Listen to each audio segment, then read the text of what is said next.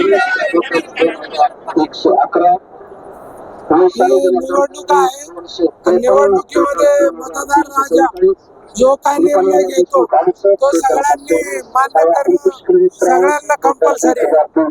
त्यामुळं एक मतदानी जरी माझा पराजय झाला असला तरी परत आणखी मी चांगलं काम करून पुढच्या वेळेस आणखी मताने येण्याचा प्रयत्न करेन.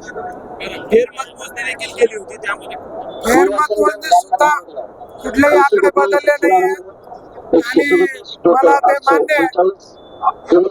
त्यामुळं त्याच्यावर बोलण्यासारखं काही जास्त विशेष काही गोष्ट नाहीये. परंतु एका मतानं हरणं ही एक गोष्ट सगळ्यांसाठी एक मार्गदर्शक ठरेल की एका मतदाराला सुद्धा आपण गमावलं नाही पाहिजे किंवा एका मताकडे सुद्धा दुर्लक्ष केलं नाही पाहिजे आणि त्या पद्धतीने निवडणुका लढवल्या पाहिजे असं सर्वांना मेसेज जाईल आणि सर्वजण